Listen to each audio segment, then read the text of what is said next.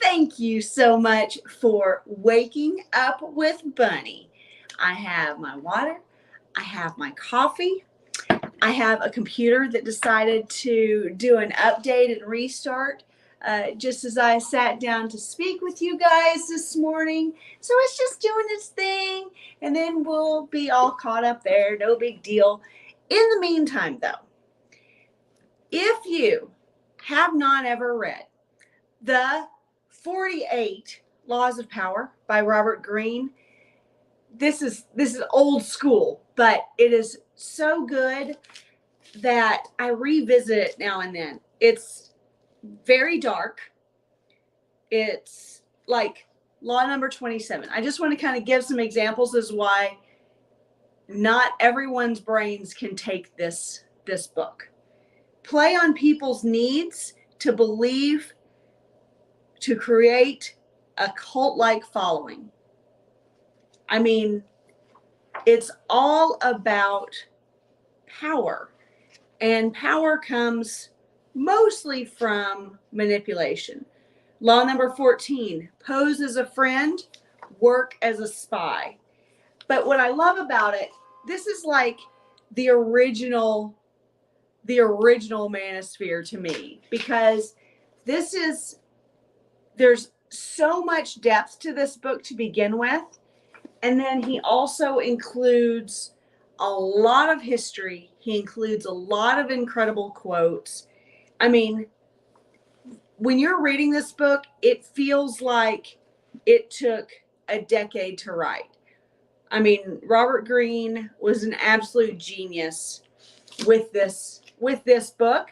So if you have not read it, or if it's been 20 years since you've read it, I highly recommend that you revisit it. Even, and I hate to say this, even as a bathroom reader, because it's a lot to take in. Like sitting down and reading this sucker, like for pleasure reading, is a lot. But it's so good, and you always get something new out of it.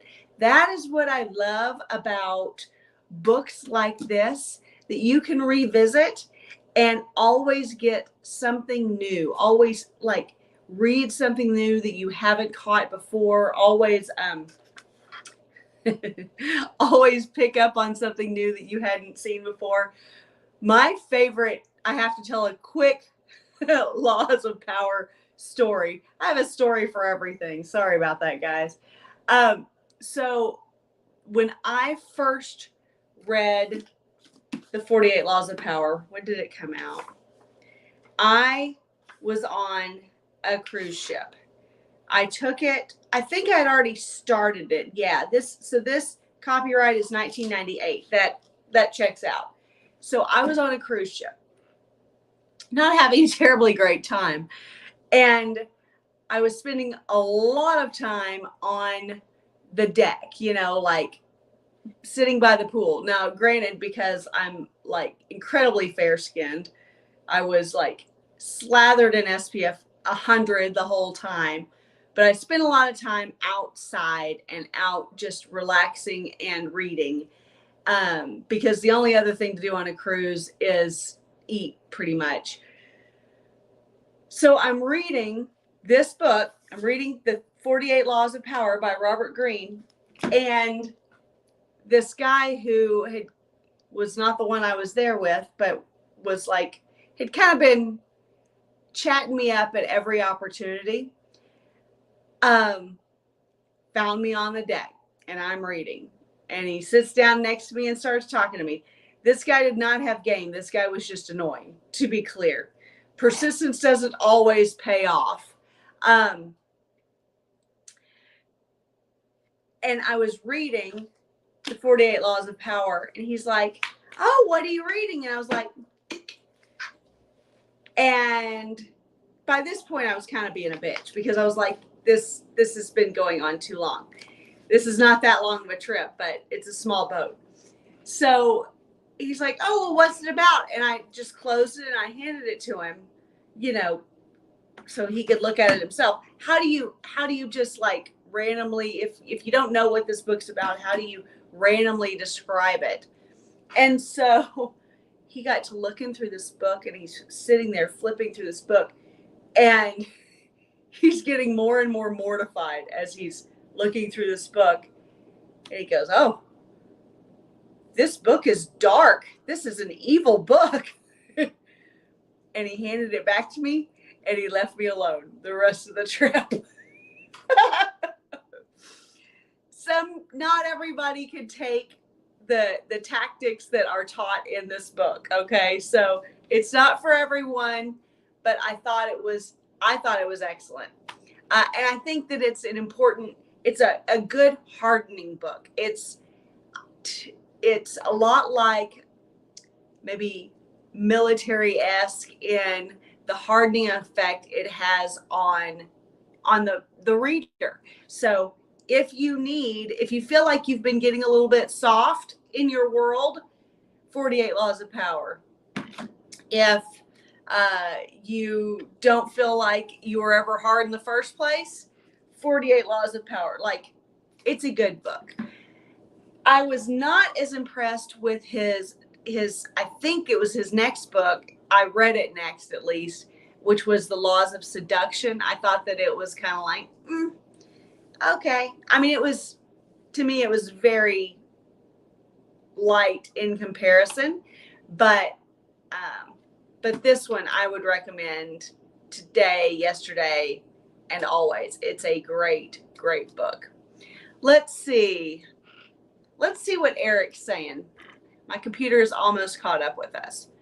In the case of seduction, since women are in a lot of rough and kinky sex as a fantasy, that's why guys gotta be able to internalize, handle it, give it to her. Okay. Yes. So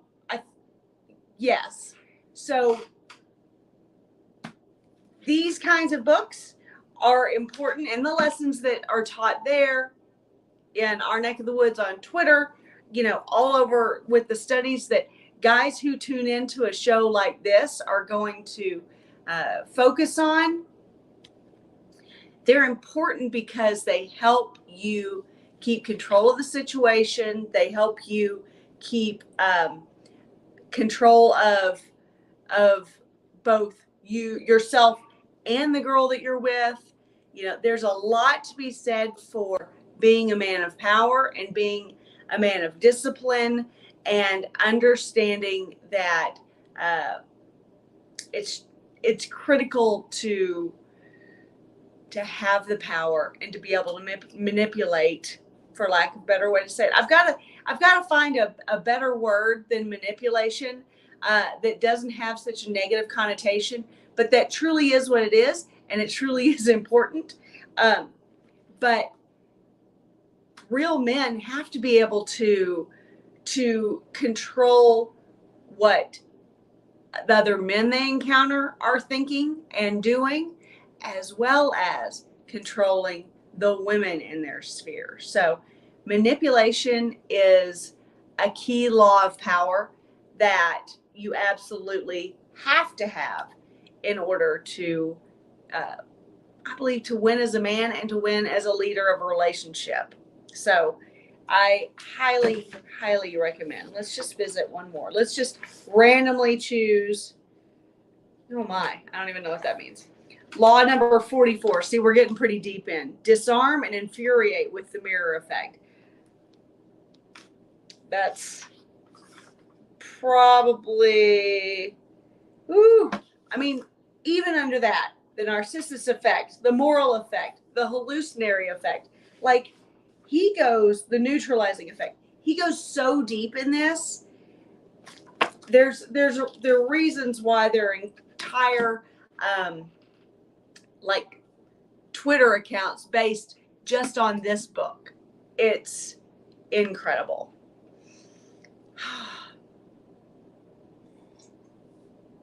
Manipulation, while having a negative connotation as a word, is I lost it. Manipulation, while having a negative connotation as a word, is really a neutral term. We manipulate energy, motion. It's true, but it is thought of as so negative whenever it comes to interpersonal, intersexual, even professional relationships, as long as there are personal elements involved. So absolutely. Okay, you sexy things. Oh my goodness. I got up in the middle of the night. Here's the problem with I've been training kind of heavy lately, and I woke up in the middle of the night starving and got up and had 2 slices of pizza, and now I'm hungry. Otherwise, I wouldn't be hungry, but I am hungry because I did that. It's so frustrating.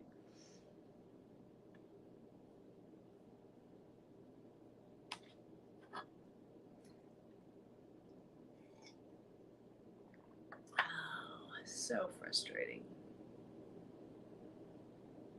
I hope everyone is planning on having a super productive and wonderful day today. Oh, my Christmas. All right, I'm just going to start reading from Twitter at this point. From X, I'm so sorry. Let's see. Oh, I thought this was really good. Okay. A buddy of mine, and this was a comment on for Worth and mine. A buddy of mine is always aloof with women, and it works. He almost never responds to texts, and if he does, it clearly shows little interest. As soon as he shows interest, they run. I've seen this firsthand dozens of times. This is a great example of the aloof indifference you have to have, particularly on the attraction side of things, the pickup side of things, the initial stages of relationship. Now, there's a little trick, and this is where there's a like a turning point where men tend to fuck things up with this exact thing. So my buddy's always aloof with women, and it works. But then he says, as soon as he shows interest, they run. So even this buddy who sees a time and time again that it works to have aloof indifference, to keep a distance from the women he's in front of, that he even still falls into the habit of eventually showing interest. Now, when he does, it may be too much. You guys tend to judge each other on a little bit different scale than reality. As soon as he shows interest, they run. So as soon as he shows interest, is he fawning all over her?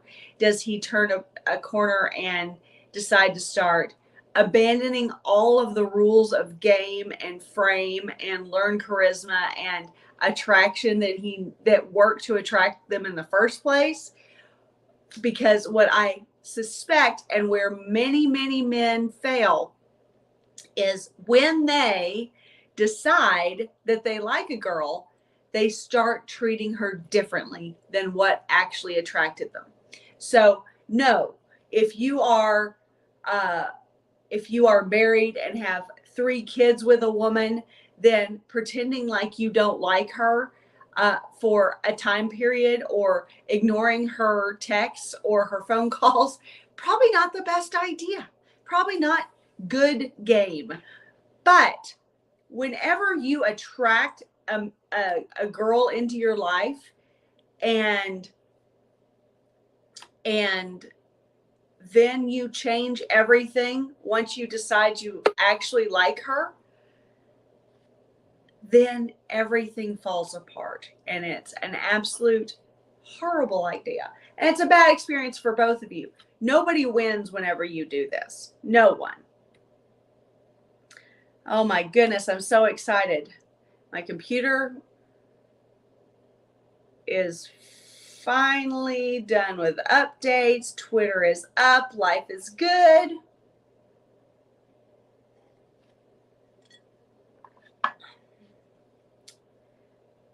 This was not a time issue. It was a technical timing issue, I would say.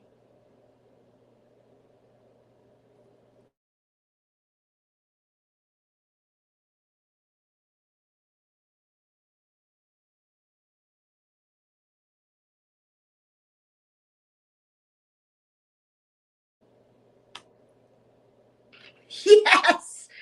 Yes. Okay. Here we go. Now we're cooking with gas. So that was just from my notifications because it was a response to one of my tweets. I thought it was excellent. I retweeted it. This is the one that we were just discussing. This, my buddy is always aloof with women. Guys, once you're in a relationship, don't fuck it up by changing what attracted her to you in the first place. Keep doing what you're doing. Keep being a little bit aloof. Keep being a little bit indifferent. Keep being a little bit outcome independent. And remember that that's what turned her on in the first place. And that's what keeps her chasing you.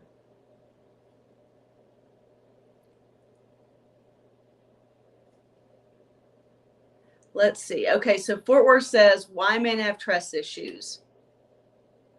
Let's see what this says. What she tells her ego about you versus what she tells her it about him.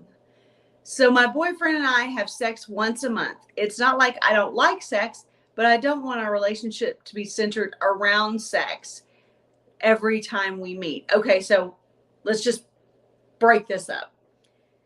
So she likes sex. She would like to have more sex, but she doesn't want it to be a sexually based relationship. Number one, then you have a buddy instead of a boyfriend. Number two, once a month is still not going to make, unless you only see the man twice a month, it's not going to make the relationship all about sex to have sex once a month. There are 28 to 31 days in a month. I mean, what a stupid thing to say. I love him very much, so I need to set standards for him to see value in me, but deep down, I crave sex every day. She craves sex every day. This could be a hot relationship if she would just allow it, but girls can't stand to just allow sexual relationships blossom into more than that. Recently, I've been seeing this guy. I don't love him. I don't see my future with him. So I feel comfortable having sex with him every day. I don't mind if he sees me as a whore. I'm just using him to satisfy my urge. This is why guys get mad about female nature. And okay, there's a lot to unpack here, and we're going to do it. So, first of all, if the boyfriend actually had a strong frame and actually set this relationship up from the get-go from a place of strong sexual connection, he probably went in trying to be a friend that became a boyfriend, you know, and he thanks his lucky little stars every single time she grants him sex, that once a month that they have sex. That is not a relationship. If you are a boyfriend or a husband in that kind of scenario where you're only having sex once a month or less, you're not in a romantic relationship. You're friends. You're not even really friends with benefits because you don't ever get the benefits, but you're buddies. And likelihood is, especially if you're married and have history, you likely aren't even really all that good friends. You probably don't even really enjoy spending time with each other. If this girl is actively craving sex every day and yet not wanting her relationship with her boyfriend to seem overly sexual, then she is actively working against that sexuality every single day that they are together, which is a terrible way to go about life. Terrible.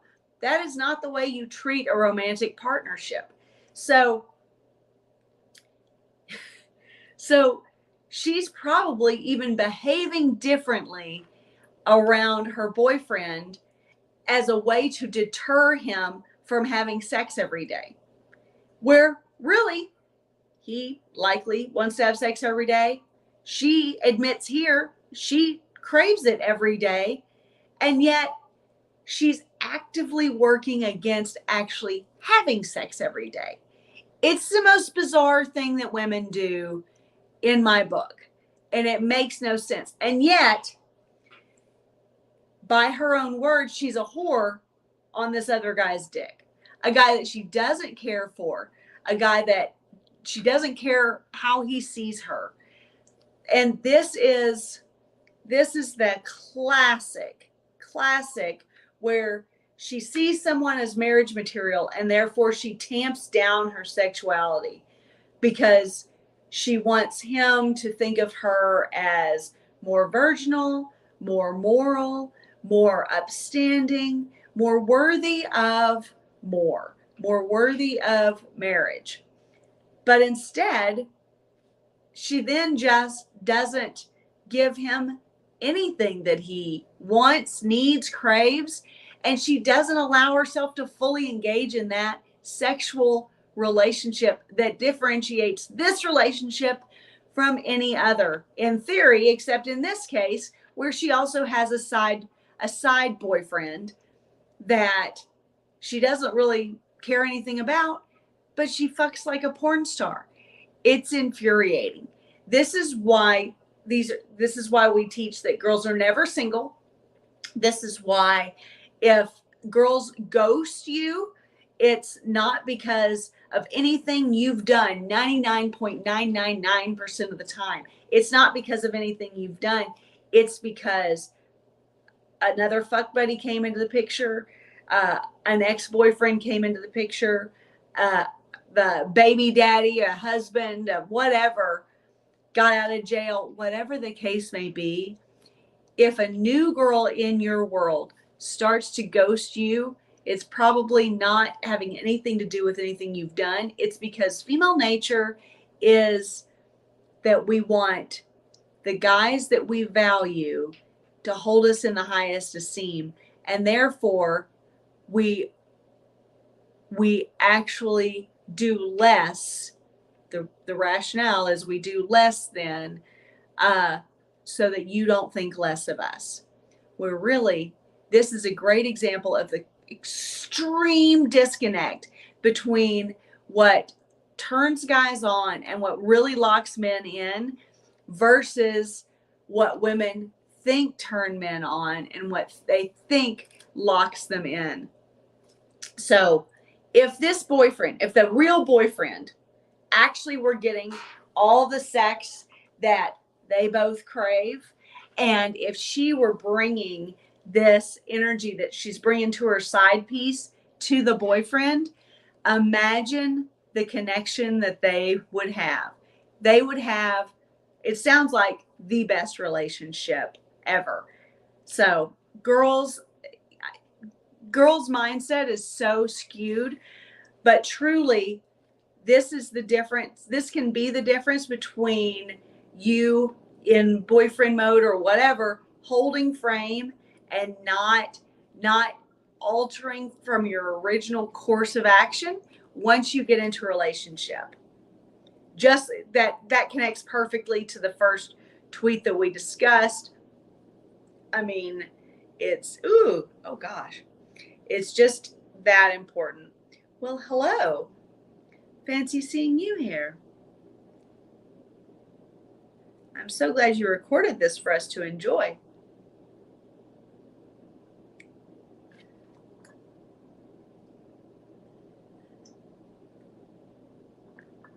In case you guys were ever wondering, women love to be objectified, and attention is our oxygen. This is the perfect example of that, because this is not a video that someone put up of their girlfriend or of someone else. This is a girl who's recording herself, and she's not even trying to hide that she's recording to herself and posting it on the internet, because attention is our oxygen, and women love to be objectified. So never forget. If you ever forget, you just think of this video. It's a hot video. She's a hot woman. But whenever I say attention is our oxygen and women love to be objectified and women bulk, just remember this. And all the videos that you see every day, all the time, indicating as much. Girls put themselves physically near men they're open to meeting. Absolutely. In a party, if you're wondering who's attracted to you, remember that it's the woman who is standing probably about 6 feet away, maybe a little bit less, generally has her back to you, but keeps making eye contact with you. She is always at the same events and parties that you attend. If you accidentally see her 3-4 times in a row at various events and social circle or networking kind of situations, know that she's putting herself there on purpose to meet you. So remember this and act accordingly. I love all the chat and the conversation. Eric, I actually love that you greet every single person who comes into the chat. You're always like, good morning, Renee. Hey, good morning, CD. Hey, how are you this morning? How's your day going? I love it. You're like the door greeter of Wake Up with Bunny. That's Eric G's job, and I appreciate it. Oh my goodness. Can y'all believe The Price is Right is still going? It doesn't look like that anymore, however, unfortunately. How simps operate in a relationship. We see so many bad examples of that. It's just terrible. Okay, that's pretty funny. That's pretty funny. Okay, let's see. So this lady literally cuts me off today while driving home. So I lay on my horn on her for a solid 45 seconds times 3. And she's like giving me so many aggressive hand motions through the mirror. So my petty ass switches lanes, drives past her. And guess what? That lady was my mom. You know, just be careful who you're an asshole to, because you just never know. We've got a trainer at our gym who, I don't know where he got this notion, but he doesn't really chat with other personal trainers. Personal training is a job where you have to be engaging. You have to have personality. Fort Worth and I are great at it because we're brimming with personality. But this guy is dry as a bone, and it is incredibly strange.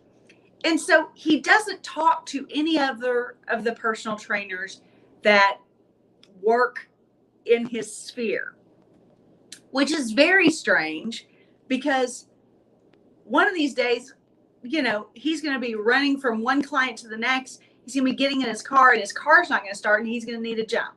Or, he is going to be late picking up a client and therefore needs someone else in the gym to start working with his client just to get them started. And I think that people have the worst connotations about or beliefs about other people, that they go into just automatic asshole mode. And I mean men and women alike. It's incredibly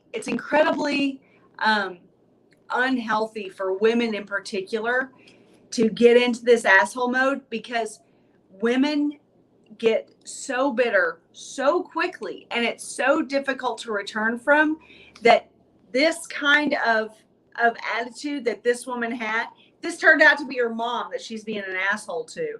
And it's just such a shame. But this kind of thing happens inevitably when you're just a kick the dog asshole to someone. It's going to in some way bite you in the ass. So it's just best not to do it. Karma is a real thing. Oh, there we go. I like it. All right. Proper amount of, that's a lot of butter. Whew. That's the same food scale I use.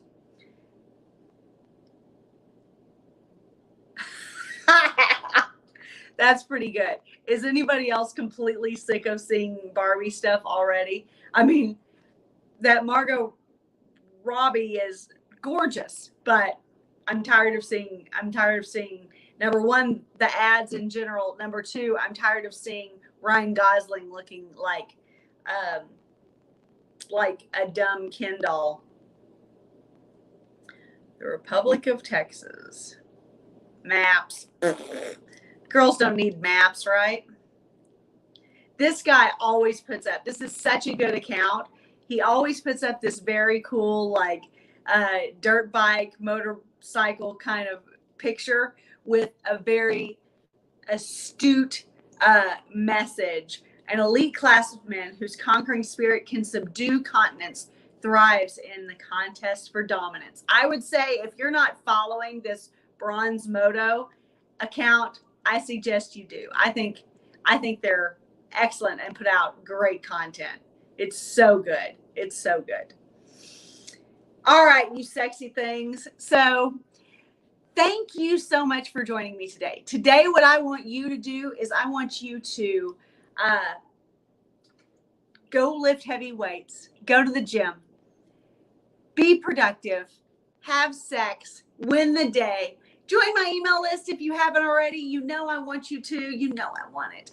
And I have been doing a lot of work on my website lately. So if you have not checked out my playboysbunny.com lately, I would genuinely appreciate it if you would, because I think it's pretty darn super. And I'm pretty proud of it. It's been a work in progress since 2018. And I try to constantly make it better. At myplayboysbunny.com, there is also a page for just my products where you will see every book that I've ever put out. And there's also opportunities to reach out to me for consult and also to submit questions for live shows for the Q&A and things of that nature. So thank you so much for joining me today. Please check out my playboysbunny.com and send me a little message. Let me know you're there. I appreciate you tuning in today and every day for Wake Up with Bunny. I will see you in 23 and a half hours, whether you like it or not. Go be productive.